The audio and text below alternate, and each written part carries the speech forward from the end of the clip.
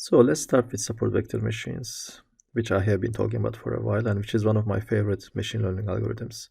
So it is a relatively new classification method, especially for, it still works for linear, but also it is a good method for non-linear data. So it works pretty well for both type of data. It uses a nonlinear mapping in order to transform their original data into a higher dimension. If you recall our earlier lectures when we talk about data transformation, at that time we talk about PCA, which was one of the methods by which you were able to transform your data, and we talk about other again transformations. And now we'll also see another method which can do a similar thing by mapping your data into a different dimension. But in this case, we are going to map our data to a higher dimension, which sounds kind of counterintuitive because when we talk about curse of dimensionality, we said higher dimensions also introduce some kind of shortcomings, and we may have some disadvantages. That's why we try to lower the dimension by doing some kind of feature selection or feature reduction. But here the idea is going to be a little different and counterintuitive maybe, because we are going to increase the dimension of your data. However, the way we do it's not really random. We are going to adopt some principles to map our data to a higher dimension, which I'm going to talk about under the kernel trick. Okay, so we are going to talk about kernel later on. It is kind of almost the end at the end of support vector machines, but I just wanted to give heads up for you guys. So in this new dimension, we are gonna look for an optimal hyperplane, which, remember, we talk about decision boundary, in order to split our two different groups, or you can have multiple groups though. That is under multi-class classification. You can still build decision boundaries between different classes, different multi-class problem setting. But initially, I'm gonna start my I'm gonna talk more about binary classification so that it can be more clear in your mind. So with an appropriate nonlinear mapping, we are going to be able to make our classification in a higher dimension. So we are going to see that how we can divide by using a hyperplane, and how we can split our data based on the class labels. So in any case, whether it is in lower dimension, in the current dimension, or in a higher dimension that we map the data, we'll always try to find a hyperplane by using support vectors. And support vectors are nothing but these are still part of our data, and we call them vector because whenever you represent the data here, you can still have a vector, right? So we are going to use of course we cannot really give a count right away, but after we run the algorithm, we are going to find out that there are certain points which will serve as your support vectors. So by using them, we are going to be able to draw a margin. We are going to be able to draw a hyperplane between those different class labels. All right. So it is really rooted in some earlier work of Vapnik and Chernow-Watkins. It goes back to 1960s, but it came up very popular in 1992. It's a really breakthrough work to me. It's a really smart way of doing classification.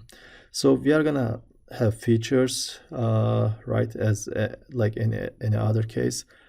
Here, one of the disadvantages, I will say, your training can be slow, all right, but accuracy is kind of high because it has the ability to model complex nonlinear decision boundaries.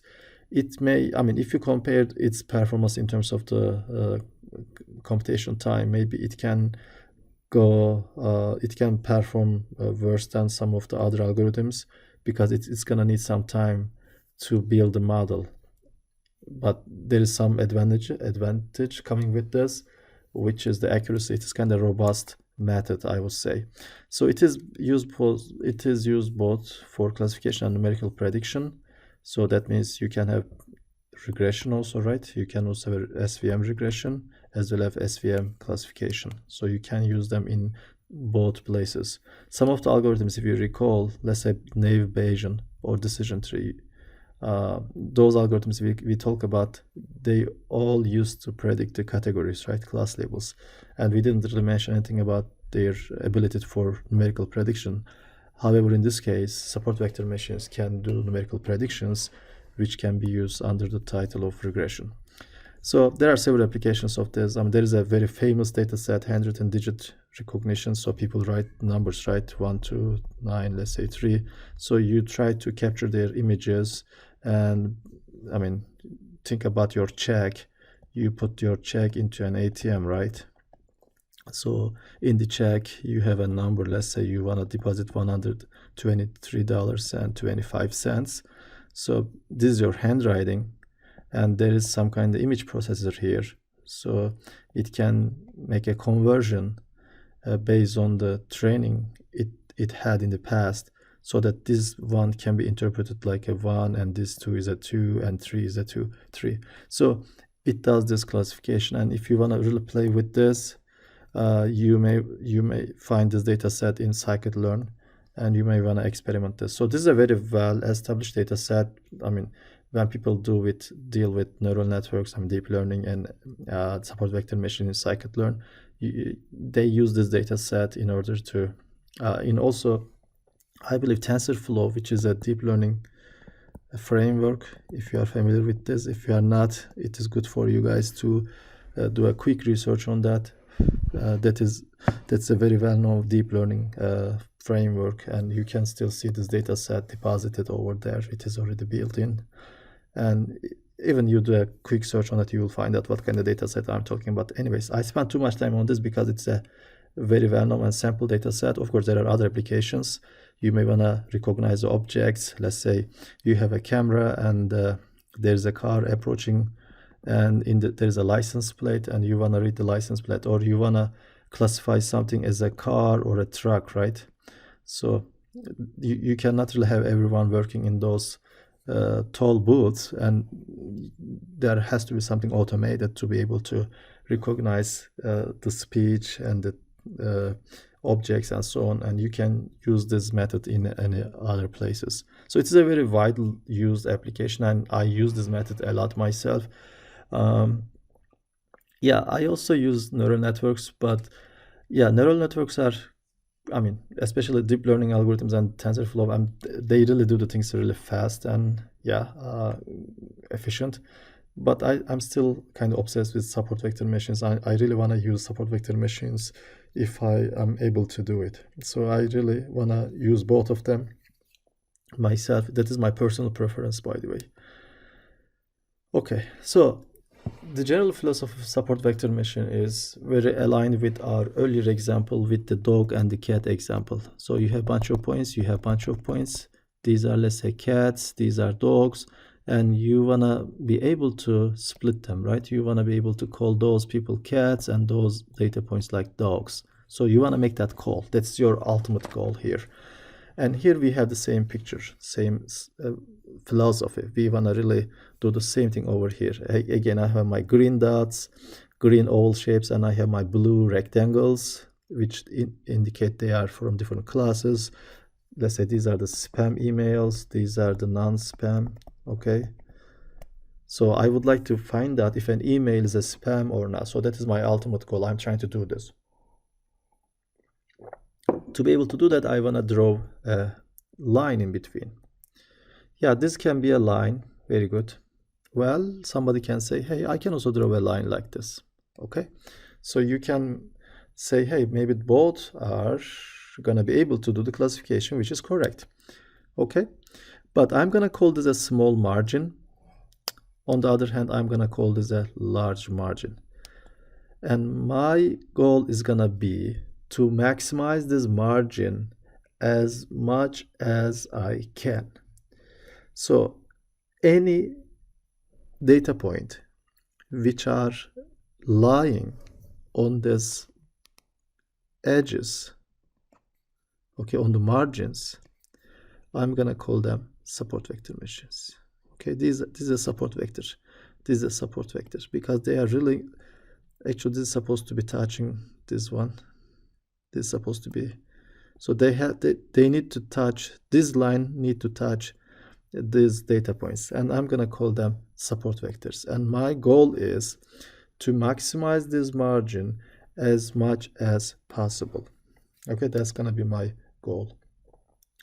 So one more time, somebody can come and say, hey, I can draw a margin like this. Suppose this is my decision boundary, this is the hyperplane or line. I'm gonna use the word hyperplane because this doesn't have to be in a two-dimensional space. In this case, I have only 2 dimensions, but think about your data set where you have bunch of attributes, right? Let's say this is your spam, let's say this is your email 1, and the Y is the label saying that it's a spam, and maybe you'll have bunch of attributes for emails, length of the email, size of the email. You can come up with several maybe features. So those features, you can generate those features by yourself. I'm just making up this example. All right, suppose this guy has like 7 features to describe an email. Let me correct my handwriting. This is not spam, this is gonna be an email. We don't, so yeah, spam information is gonna be in the last column, which is the label column. So let's say this is my email 1, and you can have some values here, 0.5, let's say 0.7. I'm just making up some numbers, okay? So suppose we have a bunch of values here. All right.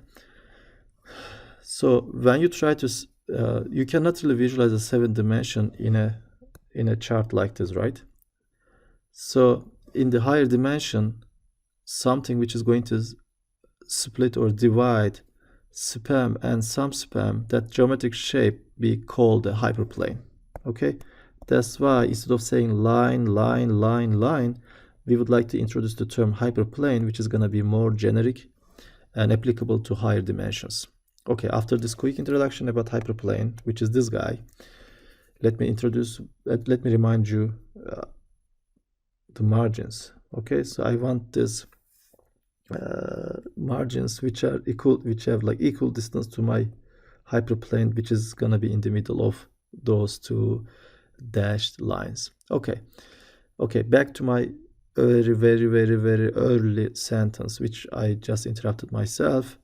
So this might be a decision boundary. So somebody can say, hey, I'm going to split a spam and non-spam emails by drawing such a boundary. And we say, yeah, well, okay, this is good, this is really nice, you can do it, right? So these are the ones which are non-spam, these are the spams. Looks like it works. Here you do the same thing. Hey, I can draw a line like this, these are non-spams, these are spams. Oh, looks like it's working. And here you draw another one and you say these are the spam ones, non-spam ones. I'm sorry, these are the spam ones. Well, this is also working. You know what? If you have noticed, you can draw maybe several. Think about all these different lines I'm drawing here. So you see, let's call this line 1, line 2, line 3, line 4. All of them are able to split these 2 groups, right? So there is one condition comes into play, which is I have to maximize my margin. Okay, so any line which is going to come, this line or this line, okay, so in order to choose the right line or right hyperplane, I have to make sure that this is maximized. Okay, this is maximized. Yeah, I know these are all able to do the task, but they are not really as good as the last one, because this has the largest margin. Okay, I'm gonna ask you a quick question. What was this point called? That is a support vector. Okay, that is a support vector. So you see, any data point which lies on the margin is called support vector. It is nothing but a data point. Here you can also have another one over here. it doesn't have to be 1 or 2, it can be any number of them. Okay, but the idea of this slide is that you can have infinitely many hyperplanes which can divide your two different class labels, two different classes, your data points based on their class labels. However, you are supposed to find the one which can maximize the margin. Okay, so that's the deal, maximize. Okay, so when your data are linearly separable, you know, things are really straightforward. So first I'm going to talk about how you can do the things in case your data is linearly separable, I'm sorry. So that means I can just draw a linear line. Okay, so this is just a line, right? And this is a linear line. If you just increase the dimension, you still have an hyperplane. Suppose you have a 3-dimension. In that case, you are going to talk about some kind of surface which is going to split your data. Okay, now let me introduce a couple of notations to you guys. Suppose I have a data set, I'm gonna call this D. Okay, and then I have this big axis. Okay, they start from 1 and they go up to what? The cardinality of D, meaning what? Suppose we have a data set. Okay, and let's say you have patient 1, my classical examples, right? Patient 1, patient 2, blah blah, and let's say this is patient n. So this n is nothing but the size of my data set, number of the rows that I have, which is this guy. Okay, so the patient 1 is nothing but x1. So in general, I'm not gonna call patient 1 or object 1 or spam 1, I'm sorry, email 1. So what I'm gonna say is that I'm talking about x1. Since it is capital, I mean, there might have been other notations. If you ask me, I would prefer a lowercase and vector notation myself, but I'm gonna stick to their notation and say, hey, what x1 means is that you have a bunch of values here. Okay, this is one vector, so this is one patient, let's say. This is the measurements, this is for the fever, let's say. This is for the height, this is for the weight, this is for the blood pressure, this is for the date of birth, let's say. All right, maybe date of birth is not a good example. And let's say insulin level or something like that. So try to find out something like continuous value. It can be discrete though, but I'm talking about some numerical values, okay, because this is a numerical function, so you cannot really have a category. If you have a category, you have to convert them into a number. So you need to consult to a domain expert how you can make the conversions. Otherwise, you have to get rid of those columns. You can remove them. Okay, you need to remove them. You cannot really have a string as a part of a calculation. Okay, anyways, so we kind of deviated. So I'm gonna focus back to the problem one more time.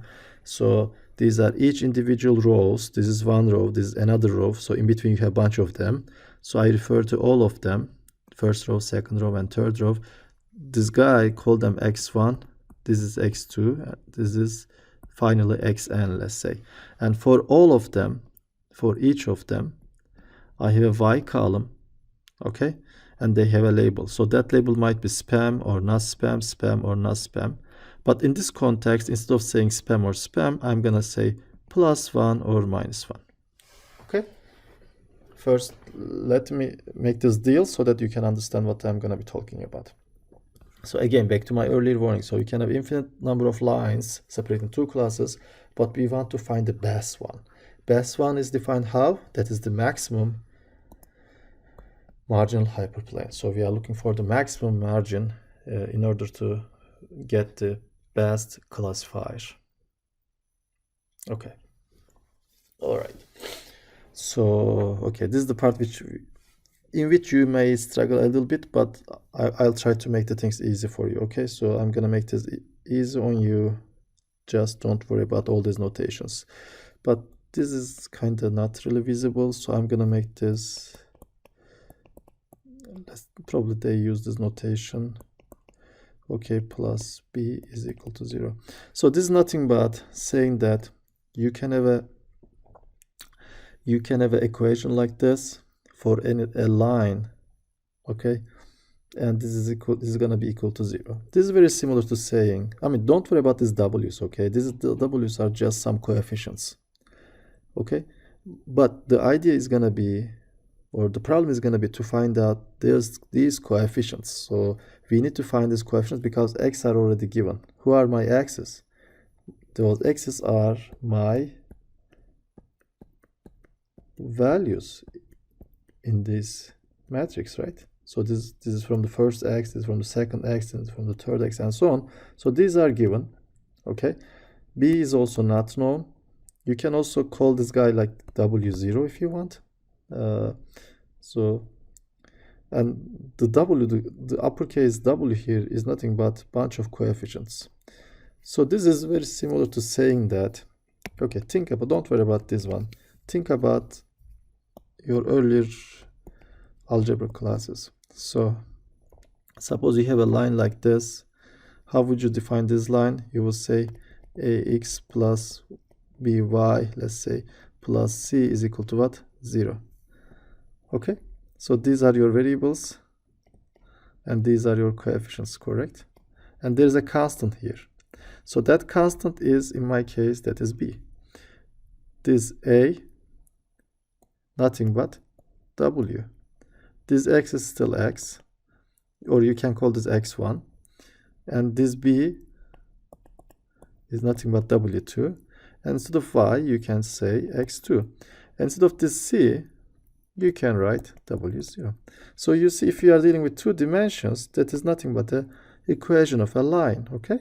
So it should now comfort you a little bit. So don't worry about this math for the time being, okay? Just try to understand this one, okay? So that it can help you understand what I'm talking about. This is nothing but very similar to saying that ax plus by plus c is equal to 0.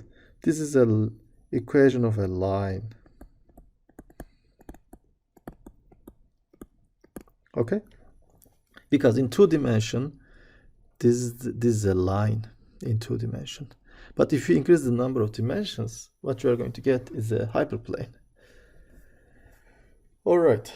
So if this is the guy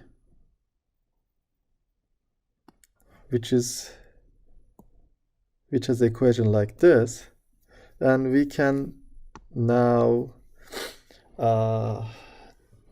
define a margin based on the class labels, which are +1 and -1, by using the same coefficients. Okay, you see those lines are what? Parallel to this guy. They only shift a little bit to the right and a little bit to the left. These are my margins. And the idea is going to be about what? This one, when I introduce a x value, x1 and x2 value, suppose I introduce x1 and x2, I want this value to be greater than or equal to 1. I don't want it to be equal to 0. If I have a value which is equal to 0, that means that point is lying in the middle. Okay? So I basically try to define equation for my margins, okay, in both sides. So these are for the positive labels, these are for negative labels, let's say. So this is my first line for the positive one, this is my second line for the negative one. Okay, so it looks like I have two other hyperplanes. So this is my hyperplane in the middle. This is a hyperplane for my my margin on the positive end. This is a hyperplane equation, or just a line equation. Let's call it line equation. Okay, we are dealing with two-dimensional. So if hyperplane confuses you, just assume that you are drawing a line. Okay, that's it. Just assume that you are drawing a line. Okay, so when you have a training tuple, that means suppose you have this x1, you have values, right? Bunch of values. Or if you just want to deal with little x1 and little x2, you can just try to simplify it in that way. If they fall into hyperplane 1 or 2, they are gonna be called support vectors. Okay, we kind of gave this definition. Okay, so you see there is a point here. So when you plug this value to this equation, okay, let's say you have such a point, it is supposed to give you 1. So this is, let's say, x1 value, this is an x2 value. So you just plug this into w0, w1, w2. That must rely on, I mean, the value should be 1. Okay, but if you give this value, let's say you have another value here, let's call this guy x1 prime, x2 prime. If you plug this value,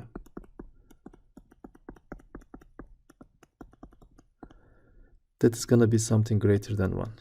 Okay, so this one, the model assumes that they are a part of this class label, or you can just call them spam. Okay, what kind of em is that? Okay, spam. Okay, so again, here the take-home message is that if you plug up, so support vector machines, they'll give either 1 or -1. If it is here, that's gonna give -1. If it is there, it's gonna give you 1. Anything beyond your margins, they should give the class label, they should give a value which is greater than your class label. Or in this case, that is gonna give you a value which is lower than -1, which will fall into this grouping. Okay, yeah, I know there are some, let's say there is a red one which is kind of misclassified. That is another story. I know. So you see, there's a red one here. Yeah, you are right. Looks like after the training, it is like a classification error. So that is gonna be there. Don't worry about them. So you are gonna see some misclassifications. That is quite possible because it cannot really handle everything, right? It is, we are going to try to optimize the things, and during this optimization there are things which we need to compromise. So there is a compromise. So all right, so this part I'm gonna explain this part, but I'm not gonna talk about the solution itself.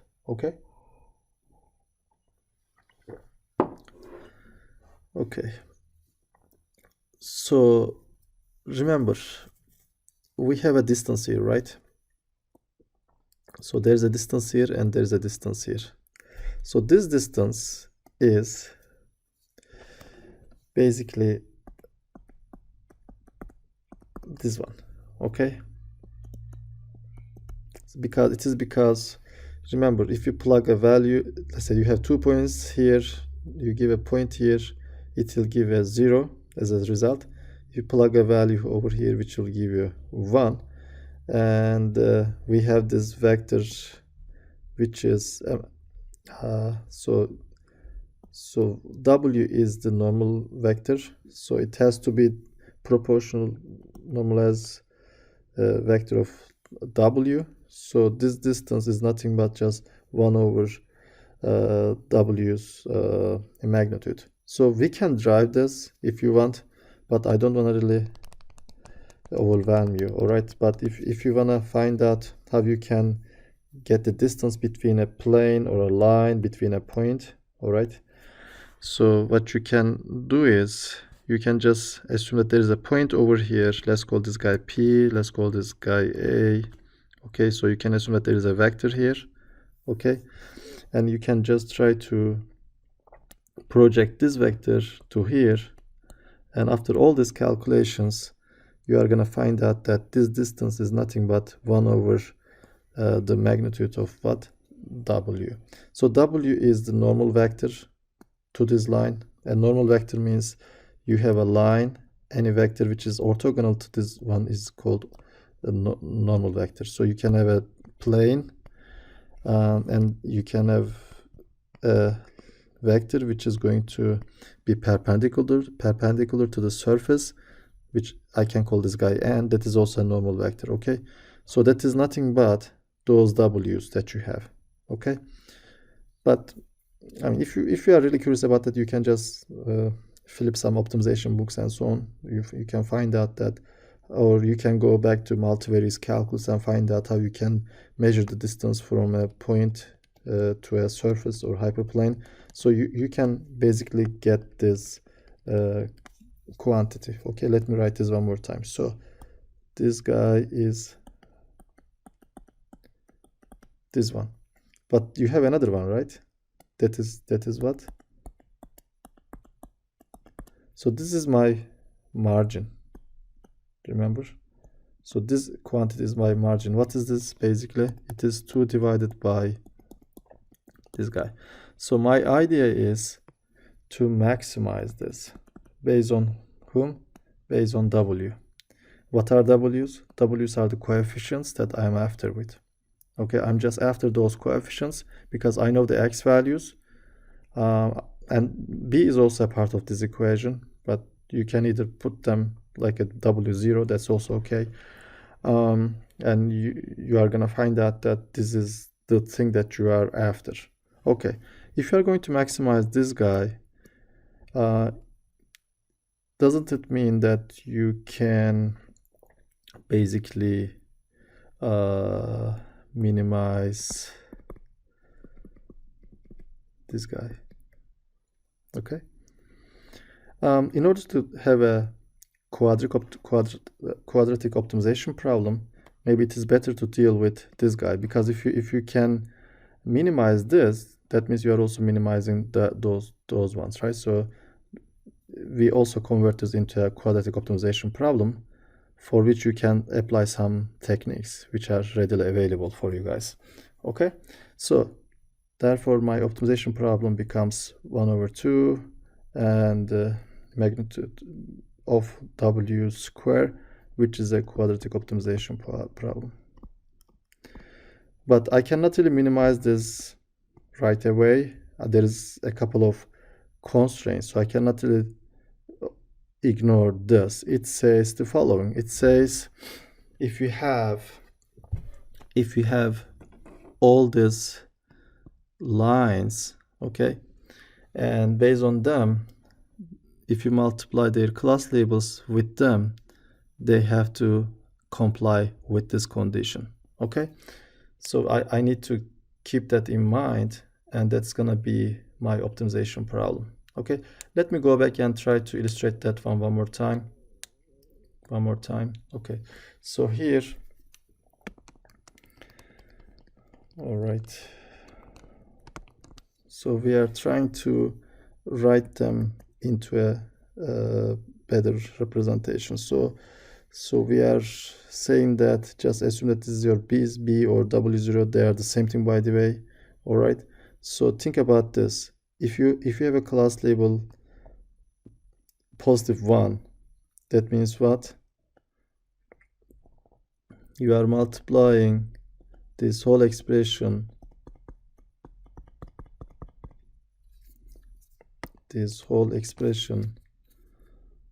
I know you are a bit overwhelmed. Okay, and this means you are greater than 1, right? This is the positive case, and I know that is the case. But think about the same thing. Think about your yi is -1. In that case, what happens? If your yi is -1, your yi becomes -1. If you write everything here, so this inner expression becomes what? If you look at here, everything is negative, right? So it looks like my inside is already negative, less than -1, or less than or equal to -1. If you multiply this with a -1, this whole expression becomes what? Greater than 1. So that means for both cases, if I multiply the whole expression with the class label, which is either +1 or -1, I can attain this expression anyways. Okay, so this becomes my constraint, guys. Okay, I'm not only going to maximize the margin, but also I have to make sure that any x1, x2 pairs that I pick, when I plug them and multiply and I plug them with the coefficients and multiply them with their class labels, they have to satisfy this expression. Okay, they are not going to give me 0. Okay, they are going to give me at least 1, so that I can make sure that whoever I found, they'll have a class label 1 or -1. Okay, that's gonna be the whole point. That's why I need such an expression. Okay, so this is for all data points. Okay, suppose I have a data set like this. Okay, so this is my first one. Okay, x1, x2, blah blah blah. Let's say xn, or in this notation it says L. Let's make it L. And you see there is another column in which I have y. So this is my y1, y2, blah blah blah, and there is also a yl. So these are nothing but yi's. They are all starting from 1 and goes up to L. So when I found my w's, I'm gonna plug this value, this value, this value, this value, this value, this value as a part of this x, and there will be a b which I'm gonna also find out. In my previous expression I denoted this guy with w0, and this multiplication should give me something greater than or equal to 1, so that I can be able to classify them. Okay, so that's gonna be this is the training stage, by the way. So I'm gonna find out how I can come up with a w and so on. All right, after this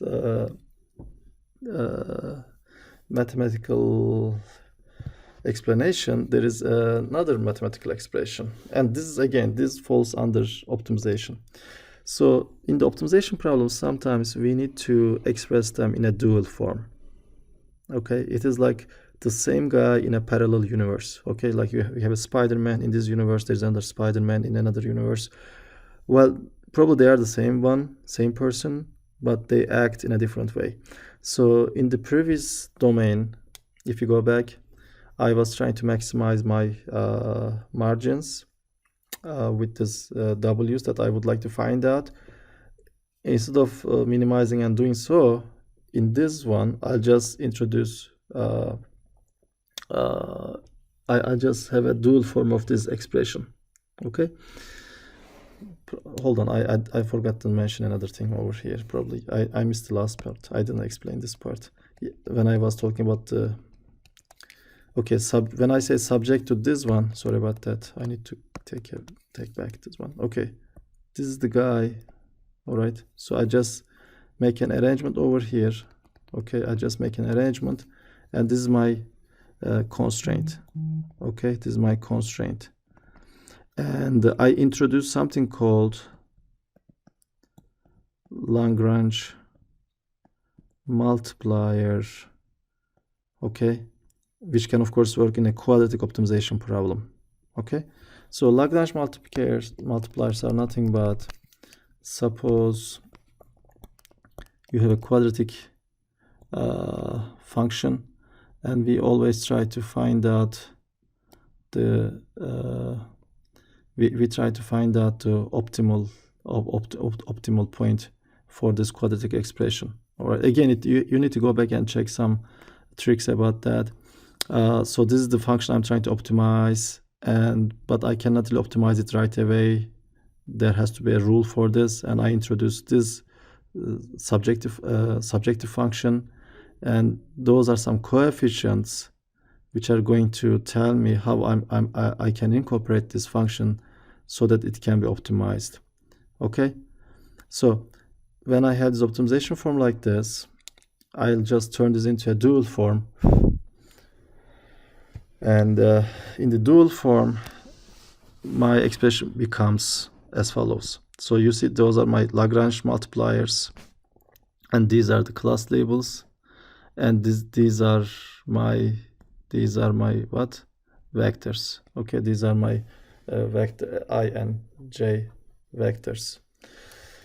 So there are actually two conditions here. First of all, my Lagrange multipliers, these are just constant by the ways, and my class labels, if you just combine them, those which will survive, if you combine them, you should end up with 0 for this expression. Suppose you have a1 and y1, let's say you have a3, y3, let's say you have a7, y7, where y1, y3, y7 are either 1 or 0, 1 or minus 1. This summation should be 0. Okay, this summation should be 0, and this is also valid only for those Lagrange multipliers which have non-zero values, and which is actually expressed over here. So you will have some Lagrange multipliers which are non-zero, okay, which are I'm sorry, these are at least 0, but of course we are not going to be really considering the ones which are zeros, because they are going to be vanished. So at the end of the day, you are going to rely on those expressions, those Lagrange multipliers and those class labels to be able to work with any future x vector. Okay, so finally the solution is going to be the following. So my coefficients are going to be expressed as follows. So those are the support vectors, some xi's from my data set. Okay, and you see those are the Lagrange multipliers which are not 0. So those are which are surviving. I'm going to use them in this expression, and for the corresponding x values from my data set, let's say this is a support vector, this is a support vector, let's say I have only 2 of them, which is quite possible. I'm going to plug them. I'm going to obtain my w's, which are w0, w1. You see, maybe I should write them in a vector form. So I'll have my w0, w1, blah blah. Okay, so I'll have them, and if I use them one more time, okay, and I'm gonna be also getting my b constants. Maybe I should have said I should have said w1, because my b is w0 basically. Okay, this is w0. Okay, so this is how I'm going to have my support vectors. So finally, okay, long story short, if you want to classify something in the future, let's say you have a new data row arrived, you are gonna plug this new data, let's call this new data, and it has, let's say again, bunch of attributes. Let's say you have 7 attributes. So you are gonna plug this, take a dot product with each of the support vectors and multiply them with their class labels, with the Lagrange multiplier and the b constant. So finally you are gonna add them. So you are gonna multiply this with all of the support vectors, and they are gonna decide. Okay, so this is more like a not delegation. You have like super delegates, and they are going to decide what's gonna happen with this guy. All right, because you just take the idea of all the support vector machines, and finally you make a sum, and it will generate a number which is going to be either greater than 1 or greater or equal to 1, or less than or equal to -1, so that you can assign a class label for this guy. All right, so you see my Lagrange multiplier in this case, this guy, that guy, okay, and that guy. If you recall, all the others which are not really a part of my, if there is a Lagrange multiplier, and if you are not really a part of a multiply with a support vector, that means they are going to be 0. Okay, these are all zeros, because none of them are support vectors, because they don't lie on a margin. In this case, this guy is lying on a margin, this guy is lying on a margin, and this guy is lying on a margin. All right, that's why these are all support vectors, but this is not a support vector, this is not a support vector, this is not a support vector. And the equation for this line is whatever the w's that you find out times your axis plus b and equal to 1. So whenever you pick a value, so if you just plug the support vector to this equation, it will give you 1. If you plug the support vector, it will give you 1. Okay, if you plug the support vector and whatever the coordinates of the support vector, if you plug that guy to this equation, it will give you -1. It is not written there, but it is the case. Again, these are the support vectors, and this w is, remember, that is my normal vector. So that w has the components that you have in the coefficients, whatever the coefficients are that you found after the calculation, after the optimization problem. All right, so yeah, in the linearly separable case, things are really working out well. But think about a case where you have the things are a little bit mixed up. Okay, meaning what? In this case, you see everything is like they are well organized. So you have red ones, you have the blue ones. I mean, it is really easy to draw a plane here. Just think about a one-dimensional. So you can, of course, extend this idea to multi-dimensional, by the way. And here, I have all the data points, but you see the blue ones are mixed up with the red ones. So I can, if I just draw a line, yeah, I can still do a classification here, but there will be some misclassified objects over here, right? I'm sorry, these are the misclassified ones. So if you divide here, again, you will have some misclassifications. You can still do things, but you'll have either some false negatives or false positives, which you need to think about twice. So one solution that support vector machines offers is that you may just map them to a higher dimension so that it can be sparse. Okay, they can behave like a sparse data points.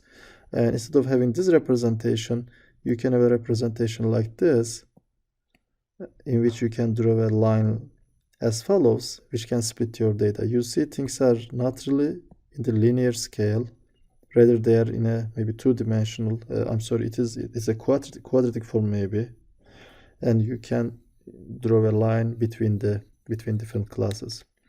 So how do we do this? We basically try to use a function called kernel function, which is going to map all those individuals to a different space. So in this case, it is in the 2D, and suppose I'm mapping to them to three-dimensional space. And suppose here I won't be able to draw a line.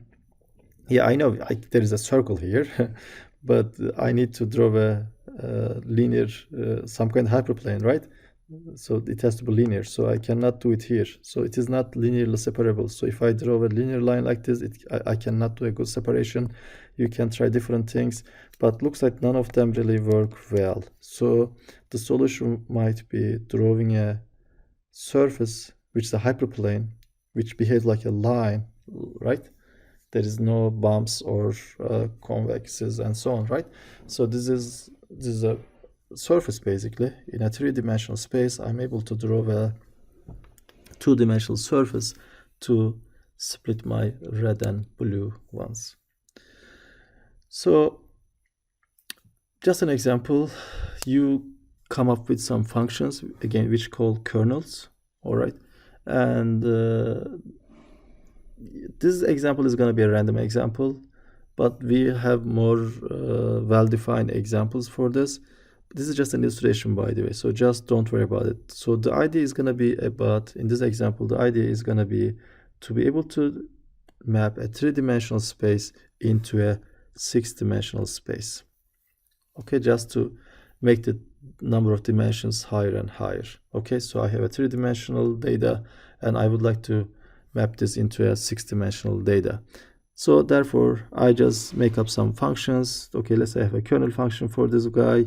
I say, okay, I'm going to get the very first one. Second kernel function says I'm going to get the second component. Third one says I'm going to get the third component. Okay, you got the original components. And the fourth kernel says I'm going to use the square of the first component.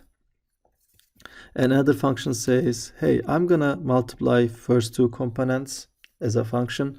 And another kernel function says, hey, I'm going to multiply first and the third one. You see, you just made up some functions which make use of your original data, and then you map your data into a higher dimension.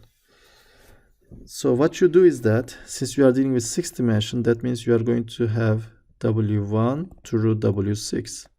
So instead of having x1s and so on, you are going to have, of course, x1 itself, because that's how you came up with this idea. You'll have x2 because we have this, the second feature, and the third one becomes here.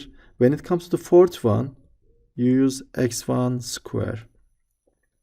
Okay, and when it comes to this guy, it becomes x1 times x2. When it comes to the sixth one, you use x1 times x3. Okay. Yeah, you always have your constant b. It's like it is the bias. Okay, so it's my constant.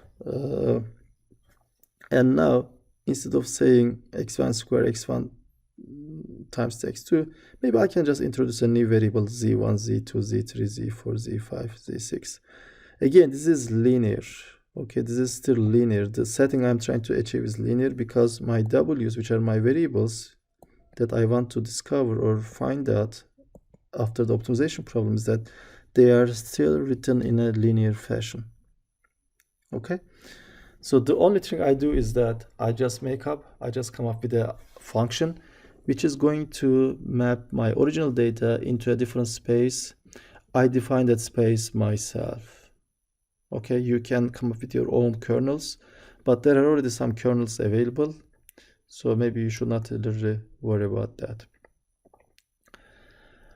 All right, so my linear classifier, if you recall the optimization problem I had used earlier, you must have remembered this guy. So I have this dot product, right? So when I try to multiply two vectors, I just took a dot product of these two. But in the new space, I'm gonna assume that there's those values are mapped to the new space, which is a higher dimensional space, by using some kind of kernel function, and my inner product becomes the following. So it looks like there's a function which is mapping the first component. There's another function which maps the second component. So I basically take a dot product of these two individuals. Okay, so a kernel function is gonna be nothing but the inner product in the new space. Okay, so this is, when I say kernel function, I might have misspoken earlier, but I just meant to say these are some functions. I'm not really defining the kernel function yet. Okay, these are some functions to map your data to the higher space. But when it comes to here, when we actually say the kernel, we meant the inner product in the new space. Okay, we really refer to the inner product when we talk about kernel function. Okay, so I'm gonna give you another example. I'm gonna give you another example here. Suppose I have two-dimensional data, x1 and x2 are the values. Okay, and suppose I have two vectors and I have a kernel function like this. Okay, so this is the kernel function. That means that is already already has taken the inner product in the new space. But if you want to really learn about the function which is going to map those individuals, you may want to do the following. Okay, let's try to expand this. Okay, if you are going to expand this is 1 square, all right, plus the square of this expression, which is this guy, all right, and then I'm gonna multiply this is by itself, but there will be a 2 over here. Okay, and I basically try to, for each component, I'm trying to expand this a little bit. Okay, so my whole expression, when I expand them, will be following. Okay, because remember I have two dimensions, so in terms of those I'm trying to expand them because I would like to figure out how this mapping took place in the first place. So I'm just trying to understand that, because I just assume that this is a dot product of something, so I'm trying to break it down. Looks like something is multiplied multiplied there. So I'm trying to find out how this multiplication took place at before this point, which is the kernel expression. So it looks like if you want to break it down, this might be, this whole expression seems to like there is some kind of corresponding dot product happened. Okay, looks like 1 is multiplied by 1 and it becomes what? 1. So looks like this expression is multiplied with this expression so that it becomes what? Sorry, I think not whole expression. This is very crowded. So this is gonna be, yeah, this one is multiplied with this one. It has become this guy. Okay, so looks like this guy is multiplied by this guy and it becomes this guy.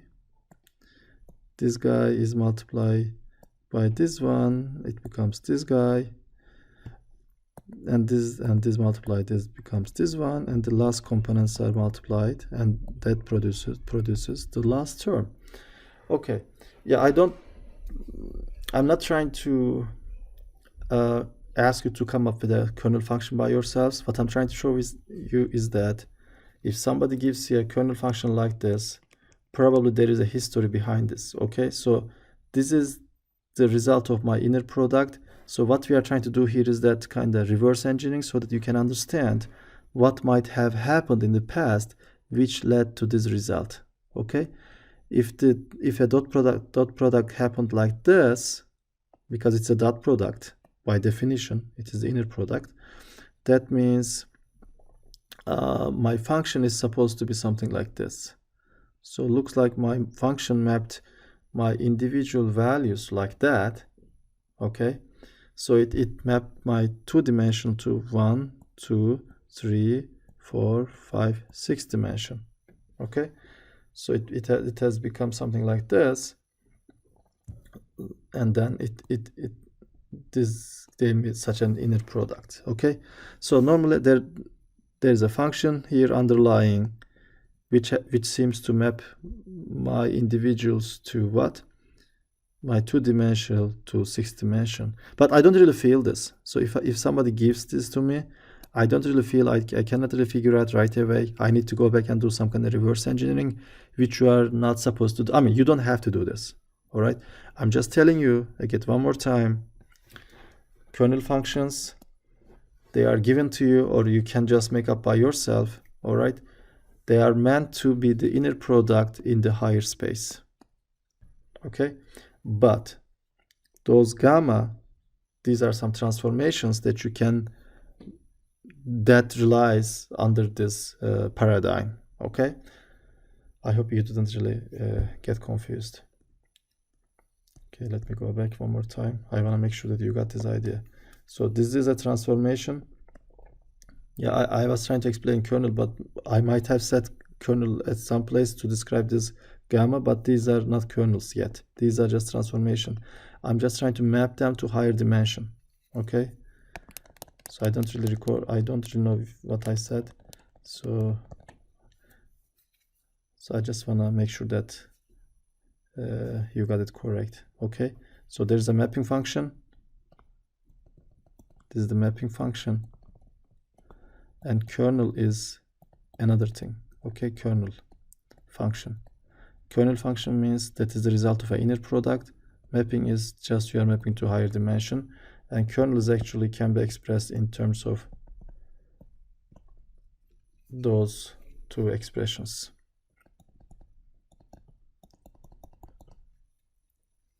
Okay, kernel means inner product. One more time, inner, it is an inner product. Okay, let me go through this. Okay, so these are some readily available kernel functions. Yeah, people already provided this to you, and based on my experience, I usually had good result with this guy, radial basis function, or some people call this Gaussian kernel.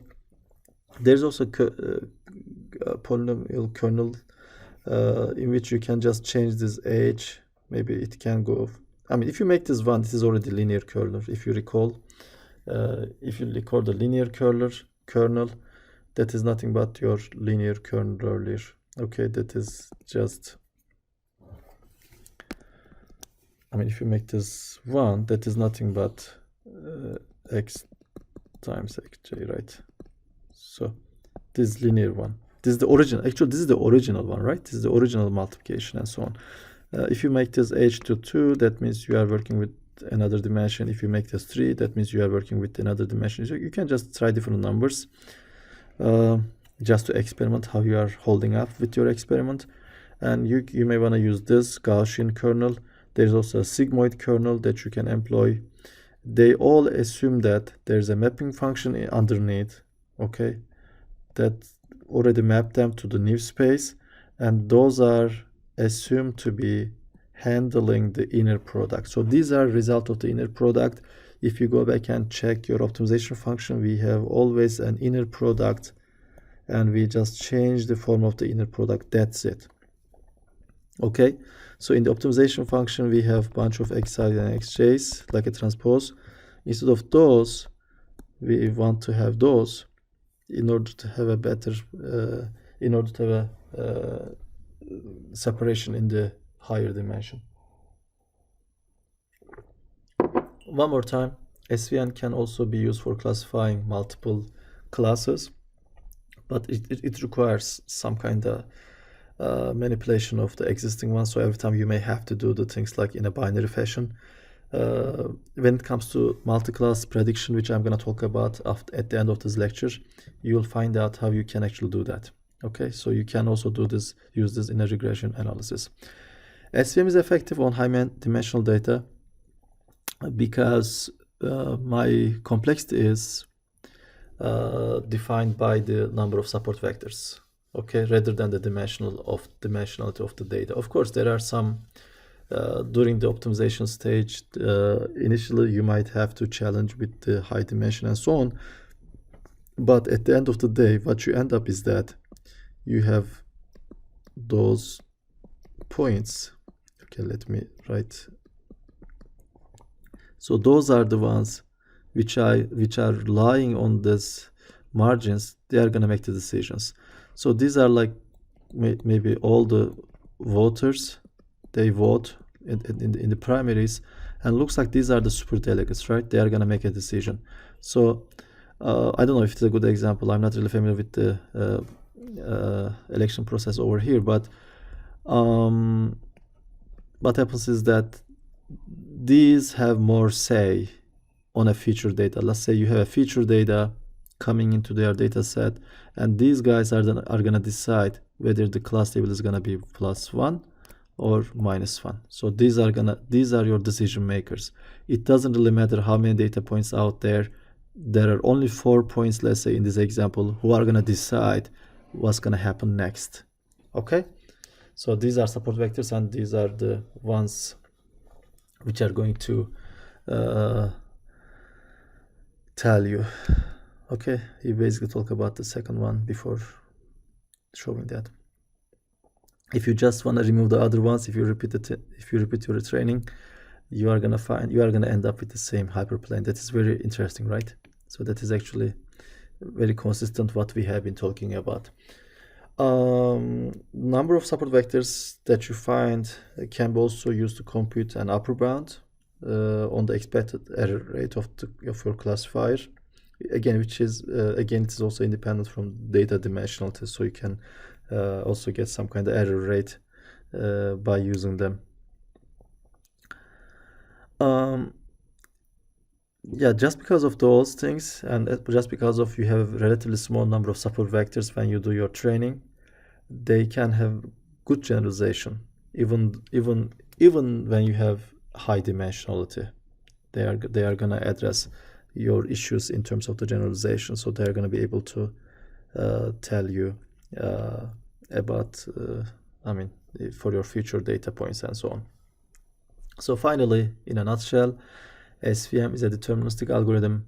It has nice generalization properties because we have very few, relatively less number of support vectors which are going to make the decision for us, or super delegates. Okay, it is hard to learn because there's a quadratic optimization problem going on there. It may take some time. It's a optimization problem which needs some computational resources.